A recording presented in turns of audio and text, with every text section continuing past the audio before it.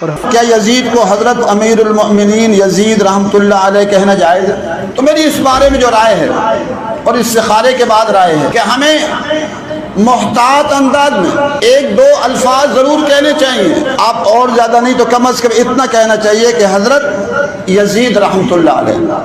بات تو اس کو امیر المومنین کا بھی لفظ کہتے ہیں، چلو اس حد تک نہ صحیح، لیکن کم از کم اتنا کہنا چاہیے کہ حضرت یزید رحمۃ اللہ علیہ۔ کہ اگر یزید نے چھڑی ماری ہے یا یزید قتل میں شریک تھا پھر وہ بہت بڑا لعنت اللہ علیہ تھا۔ مفتی تقی عثمانی صاحب کی تحقیق یہ ہے کہ یزید کے بارے میں مستند روایات سے ثابت نہیں ہے کہ وہ حضرت حسین کے قتل میں شریک تھا۔ اس کی وجہ سے بعض لوگوں نے اس کو رحمت اللہ علیہ بنا دیا، لیکن فرمایا کہ اتنا بھی نہیں ہے کہ رحمت اللہ علیہ کہنا شروع کر دو، اس لیے کہ اس کے دور حکومت میں قتل ہوا ہے، یہ بھی بہت بڑا جرم ہے۔ پھر وہ کوفہ کے گورنر کو معزول کیوں نہیں کیا، یہ بہت بڑا سوال ہوتا ہے۔ تو اس سوال کی وجہ سے بھی ہم یزید کو اچھا نہیں کہہ نہیں سکتے ہم اس کو اچھا۔ پھر سوال میں لعنت اللہ علیہ کیوں نہیں کہہ رہے؟ بھائی لعنت اللہ کہنے میں احتیاط کر رہے ہیں، این ممکن ہے کہ اس کے پاس کوئی عذر ہو کہ میں ابن زیاد کو معزول نہیں کر سکتا، اس لیے اعتدال والی بات کیا ہے؟ توقف۔ ایک بریلوی عالم کی تقریر سن کے تو میرے پاؤں تلے سے زمین نکل گئی، اس یزید کی تعریف کیتی ہے۔ میں آخا بریلوی کی لگن تے، اس نے کہا جب تک یزید کا دفاع نہیں کریں گے معاویہ کا دامن نہیں بچ سکتا۔ سچی سی بات کرنا، دل پہ ہاتھ رکھ کے بولنا۔ آپ کی مسجد کا خطیب ہو، اس کا بیٹا کبوتر باز ہو، زانی ہو، شرابی ہو، اور وہ عالم اپنے بیٹے کو ممبر پہ بٹھائے جمعے کے دن کہ پتر خطبہ دے جمعے دا، اس عالم کو کیا کہو گے؟ اسے کہو گے نا کنبہ پرور ہے۔ اگر یزید ویسا ہوتا جیسے تم کہہ رہے ہو تو معاویہ جیسا صحابی اسے خلافت میں بٹھاتا۔ امام علی مقام نے بیعت کی تھی، کہانیاں بنائی ہیں، امام نے اس واسطے بیعت کا انکار کیتا سی۔ یزید زانی سی، یزید شرابی سی، سب کہانیاں بنائی ہیں۔ اگر یزید ایڈے جرمدار ہوتا کہ حضرت معاویہ تو ممکن ہی نہیں سی انہوں خلیفہ بنا دے۔ اس کا اس قتل سے کوئی تعلق نہیں تھا۔ ہاں اس کی بادشاہت میں یہ قتل ہو گیا تھا۔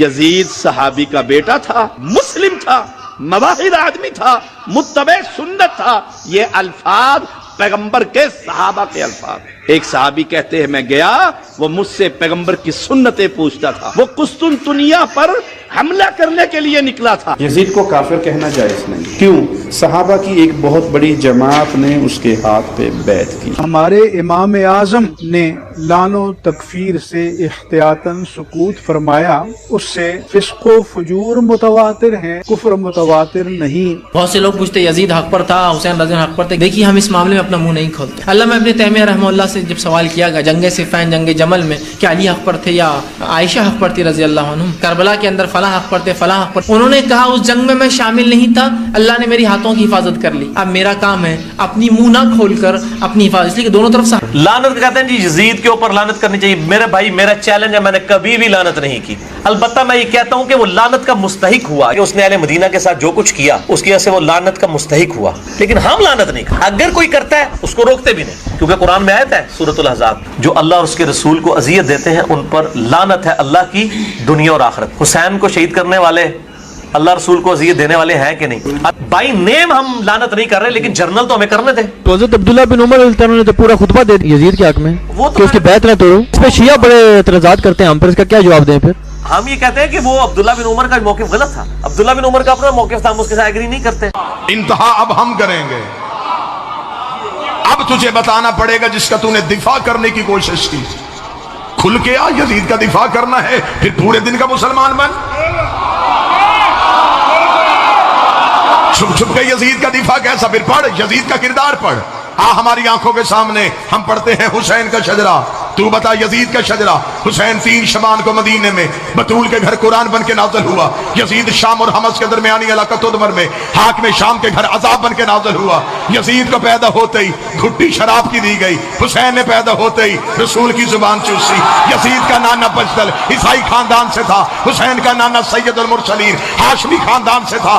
یزید کی ماں میسون جس کے ناچ گانے کو پسند کر کے حاکم شام نے اس کے ساتھ نکاح کیا تھا، حسین کی ماں وہ زہرا تھی جو ایک لمحے کے لیے سجدے سے فراموش رہی۔ रही, जिसके हया का नाम कुरान था, जिसके नौकर का नाम जिब्राइल था। यजीद का दादा सारी जिंदगी मुखालफत रसूल करता रहा। हुसैन का दादा अबू तालिब सारी जिंदगी हिफाजत रसूल करता रहा। यजीद की दादी हिंदा जिसने रसूल के चचा हमजा का कलेजा चबाया। हुसैन की दादी फातिमा बिनते असद जिसकी कब्र में रसूल लेटा, जिसको कफन मोहम्मद के कुर्ते का मिला।